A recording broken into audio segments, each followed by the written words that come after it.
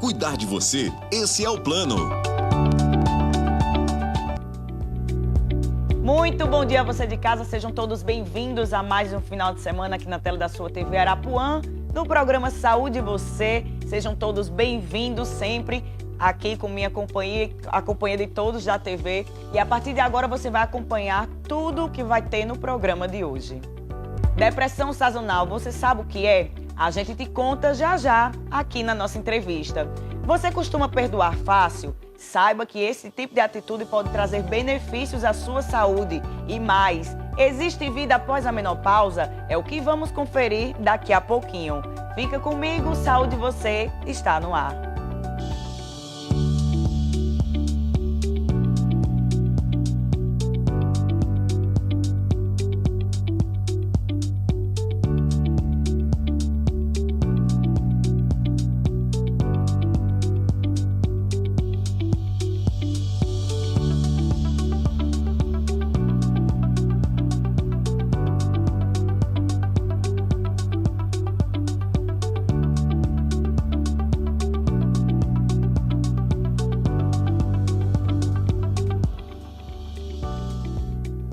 Sejam bem-vindos novamente ao Saúde Você deste final de semana. E olha, gente, você sabia que existem alguns alimentos que podem ser grandes aliados no combate à depressão? É isso que você vai ver a partir de agora numa reportagem bem especial. Tem alimento que faz mal, mesmo assim a gente insiste em comer. Rose não dispensa um bombom todas as noites. Ela diz que se sente bem com o hábito, que já tinha antes da bariátrica. Cirurgia feita há 9 anos. A minha recuperação foi excelente. Está conseguindo manter um peso? Sim, os 9 anos conseguindo manter. Mas o chocolate você não deixou de comer. Deixa de comer. Não. Esse doce é um vilão, inclusive para os depressivos. Tem especialista que afirma que ele pode até desencadear o problema. Além do açúcar, a massa branca também causa a mesma coisa. Uma boa alimentação deve fazer parte do tratamento. Pode causar um vício, né? E assim, é um vício que você pode nem perceber que você tem. Por isso que é importante procurar uma ajuda, tanto terapêutico, um psicólogo, como também um nutricionista, né? Para ter uma alimentação adequada durante todo o seu dia, para no final do dia ou no decorrer do dia você não ter esse tipo de sintoma, né, de efeito. Para quem não dispensa um chocolate, a dica são os amargos. No mercado, facilmente são encontrados produtos a partir de 40% de cacau. Alimentos saudáveis também evitam a depressão. Existem vários tipos de alimentos, né, que podem ajudar no combate da depressão, no combate da ansiedade, né, no nosso estresse do dia a dia. Esses alimentos são ricos em ômega 3, em cálcio, vitaminas do complexo B, vitaminas C, magnésio, entre outros, né? Existem algumas substâncias que são liberadas pelo nosso organismo, que se chamam serotonina e dopamina, que aí quando a gente come esse tipo de alimentos, eles dão sensação de bem-estar, de saciedade. Ou até mesmo quando praticamos algum esporte, atividade física, existe uma substância chamada endorfina, que também é liberada, e que por isso é tão importante a combinação, né, do alimento com a atividade física, que essa junção é que vai melhorar, né, nesse combate da depressão.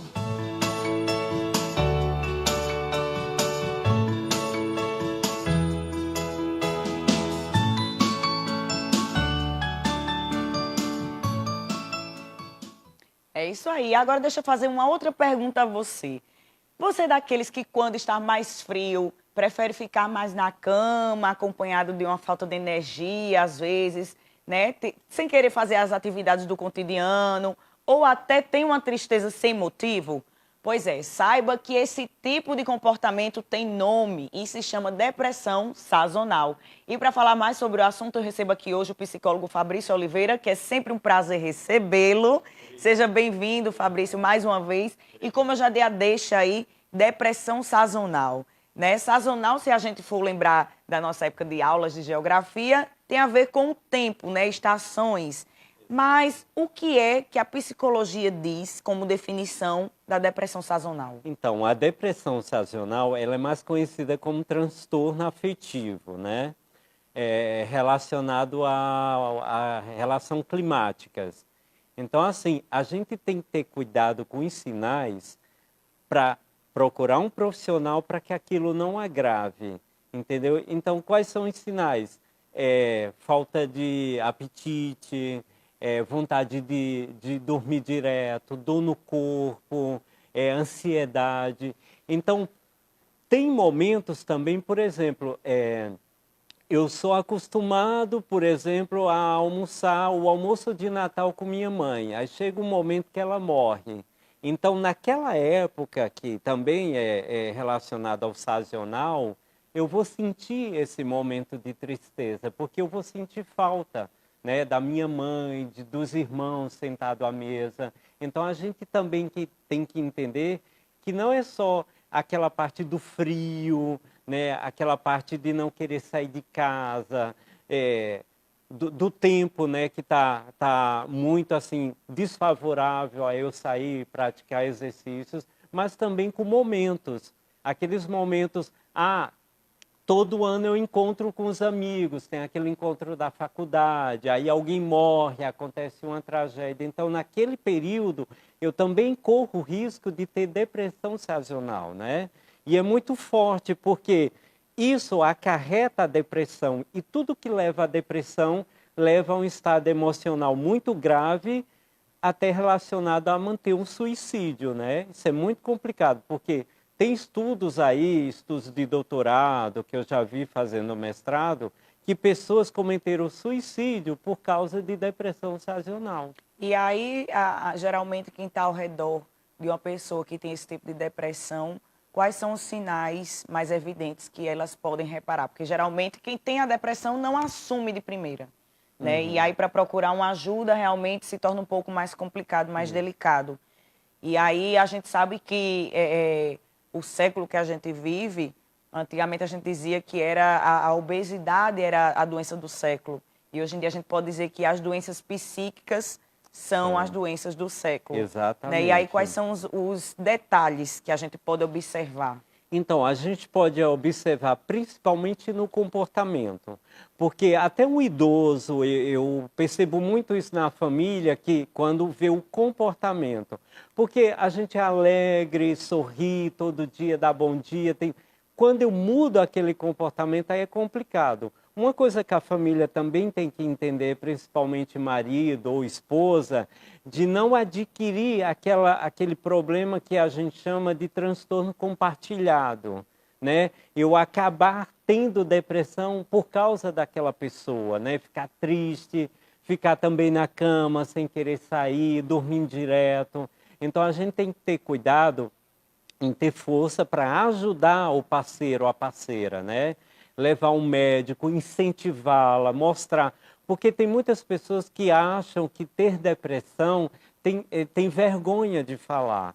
E não é para ter vergonha. A gente sabe que a depressão é a doença, né, do milênio, como você falou. Então não tem que ter vergonha, tem que procurar ajuda para depois falar, eu sobrevivi, eu consegui, né? Que aí depende de nós. Então, assim, a única coisa é a pessoa ficar atenta aos sinais, né, que é vontade de dormir, dor no corpo, falta de apetite sexual, isso também influencia, né, e procurar sentar com a pessoa, ter uma conversa, né, adulta, para que essa pessoa consiga ir a um profissional. Se tratando de felicidade, a gente pode dizer que ela não é algo pleno, né? São momentos. E tem pessoas que depositam a sua felicidade no outro, no companheiro. E aí, quando se trata disso, a gente pode considerar a dependência emocional. Exato. Né? E aí, existe relação entre dependência emocional e a depressão sazonal? Na verdade, é assim, a depressão sazonal, ela é a alteração climática. E isso não quer dizer que esteja intercalada uma dependência emocional, porque tudo depende do outro, né? Se o outro ajudar a pessoa, ela sai daquele momento de depressão sazonal. E se o outro entender que ele não é o centro da atenção, ele livra a outra pessoa daquela dependência emocional. Por quê? O que é dependência emocional? É a pessoa se anular para viver em questão do outro, né? É a pessoa, fulana está feliz, eu tô. Não, você tem que estar feliz. Então, o que eu disse para você antes nos bastidores, 3, eu me amo, eu me amo, eu me amo. Depois o outro. Mas eu tenho que amar meu filho. Você sabe se com 70, 80 anos esse filho vai ter esse mesmo amor? A gente vê tanta coisa errada, filho que põe a mãe, o idoso na instituição. Então se ame, procure entender que você feliz é importante. Então a dependência emocional é aquela coisa que tem que estar com aquele cuidado obsessivo com o outro. Tenha cuidado obsessivo com você, né? Olha só, a mudança, tem um exemplo, a mudança que você fez há 4 anos atrás, hoje você é outra, né, Tati? Então é isso, é o amor por si, né? A dependência emocional, ela está muito ligada em o outro estar feliz e eu fico aonde, né? Não, eu tenho que estar feliz, eu que tenho que estar bem. O outro é consequência, né? É a consequência de uma relação, né, equilibrada, de uma relação amigável, de uma relação bem. Então eu estou feliz, claro, o outro também está feliz. Então, a partir do momento que você se anula, você se esquece, é tudo dependendo do outro, isso é forte, é uma dependência emocional muito grave. Você falou aí o eu me amo 3 vezes e tem pessoas que podem receber isso como a questão de egoísmo. Não. Mas não é, né? Se parar Não. para analisar, não é, realmente. Você tem que se amar primeiro. Como é que você vai amar o outro se você não se amar primeiro? Exatamente. Né? Você vai acabar, como o Fabrício disse, você vai acabar se anulando em relação ao outro. E nada é para sempre, né? Como a gente sabe. Exato. E se acaba esse tipo de relação que você tem com o outro? Você vai deixar de viver por conta disso? Outra coisa também, doutora Tati, do primeiro, né, da primeira coisa, que é a sazonal, é como se cuidar, né? Então, tem 2 opções. Tem a psicoterapia, que aí a gente trabalha a psicologia cognitiva comportamental, que ela pode até trazer o que começou isso, né? Trazer o fato da questão. Então, a psicologia cognitiva comportamental, ela pode ir à raiz do problema. E fototerapia. O que é fototerapia? Um assunto legal para a pauta. É eu trabalhar induzindo luz, como se fosse a luz do sol, naquele paciente. Por quê? Porque ele está excluído da luz, da energia de fora, das pessoas, da socialização. A partir do momento que eu faço fototerapia nele, que é induzir a luz, como se fosse raio solar, começa a trabalhar a sua adrenalina, né? Começa a trabalhar a sua vontade de voltar a viver de novo. E aí, não puxando a deixa para um lado político, mas sem querer colocar indiretamente, por conta de ideologias políticas, nessa época de pandemia, onde a gente vivenciou a questão da vacina, que finalmente chegou, né? Tantas pessoas torciam para vacina sim, vacina sim, vacina sim, só que existiam as pessoas do vacina não. E isso, às vezes, meramente político. Até que ponto esse tipo de ideologia pode afetar na nossa saúde e na questão da dependência? Até o ponto da morte. Porque tem muitas pessoas, principalmente idosos, que por gostar de fulano, de ciclano, ela não tomou a vacina, ela teve a Covid e ela faleceu. Olha, eu tomei as 4 vacinas, já tive perto de gente com Covid e não peguei. E outra, a gente nasceu tomando vacina. Eu tenho uma marca aqui no braço daquela vacina que era um revólver. A beta-HCG, eu né? chorava, era... Entendeu? Então, por que agora se questionar a vacina? Mas foi rápido, porque a tecnologia mudou. Há 20 anos atrás, a gente passava quase 1 ano para ver o DNA, quem era pai e quem era mãe. Hoje, não. Hoje, um dia, eu sei quem é o pai e quem é a mãe. A tecnologia acelerou, então as pessoas não entendem esse processo de tecnologia. Por isso que a vacina foi rápida.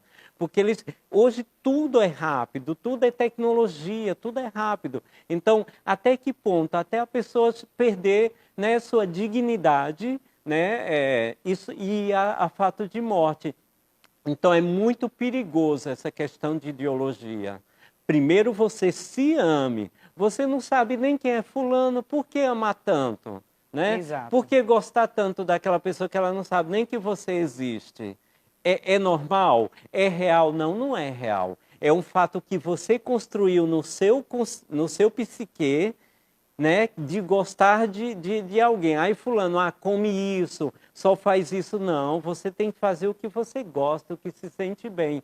Se é para a sua saúde, se você quer viver 100 anos, abrace a medicina, abrace a ciência, porque temos comprovações científicas que a ciência está acima de tudo. É isso aí. E aí, se tratando de depressão, muitas pessoas, como a gente já até frisou aqui anteriormente, têm o preconceito, às vezes, com si próprio em pedir ajuda, em buscar ajuda. E aí precisa, às vezes, alguém de fora, alguém que convive, acordar, fulano, tem algo estranho contigo, não está bem, vamos fazer uma avaliação com um psiquiatra, com um psicólogo, saber o que é que você tem de diferente. A partir de que momento essas pessoas realmente têm que cair a ficha para procurar ajuda? A gente sabe, a mídia ela costuma não noticiar a questão do suicídio, né? Não mostrar em matérias, em reportagens, essas coisas, mas precisa sim falar do assunto, porque a depressão em si, se for tão profunda, pode sim levar a um suicídio, e aí é onde se torna realmente perigoso, né? Exatamente. Uma coisa, doutora Tati, aconteceu na minha família. Então, a partir do momento que eu tenho algum caso, alguma coisa na minha família, essas pessoas são mais suscetíveis, né, a aceitar aquele processo de que nunca aconteceu comigo. É tanto se você vê, pessoas que não queriam tomar essa vacina, são pessoas que a família, ninguém adoeceu, ninguém morreu. Sim. Né? Hoje a gente está vendo aí, está quase controlado o Covid, mas ainda tem gente de máscara. Se você parar e perguntar, não, minha tia morreu, ela sofreu muito com isso, entendeu? Então é isso. A partir do momento que a família, alguém ali, sofreu aquele processo, é mais fácil de uma conscientização de procurar um profissional para se cuidar. A partir de que momento as pessoas podem identificar pensamentos suicidas? Primeiramente, quando ela não está mais, ela está se autonegligenciando, né? Se automutilando, ela está se autodetonando, né? Então, ela não usa mais aquela roupa, ela não se cuida, ela não quer mais cortar o cabelo, ela está se negligenciando. A partir daquele momento já é um sinal de alerta para o parceiro, a parceira e a família. E aí a questão das mulheres grávidas, podemos falar, puxar um pouco o assunto para as mamães, né? A mulher muda completamente seu corpo, muda completamente sua vida, né? A gente fala mais para o lado da mulher, porque por mais que ela seja casada, tenha ali o companheiro, mas quem vive aquilo intensamente realmente durante os 9 meses é a mulher, né? Então, tem mulheres que têm a depressão pós-parto. E aí, a partir de que momento elas devem procurar ajuda e saber que tem algo estranho nelas? Do primeiro sinal, porque quanto mais eu vou deixando aquela situação dominar o meu psique, né, minha cabeça, induzir aquele processo, mais fica difícil para o profissional tratar. Então, do primeiro sinal, teve uma crise de choro, não quis abraçar a criança, o primeiro sinal já é perigoso. E aí pode até ter casos de rejeitar o próprio rejeitar, filho, né? já tem mães que já mataram a criança dentro da maternidade. Meu Deus. Né? Exatamente. Tem estudos assim que você não entende por quê, mas é tudo a questão do controle, né? Não teve controle, não teve cuidado, não se cuidou.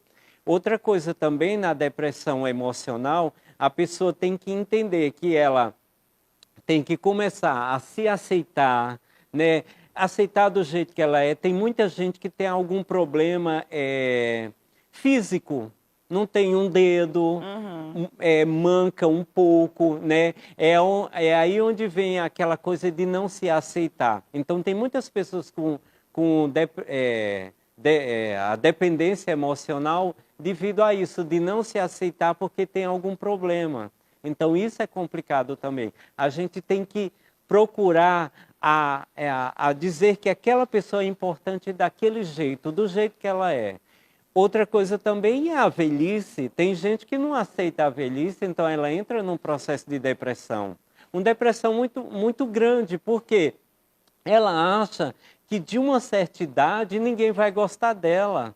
Então, aí é onde vem a dependência emocional. Ela gostando dela, tá ótimo.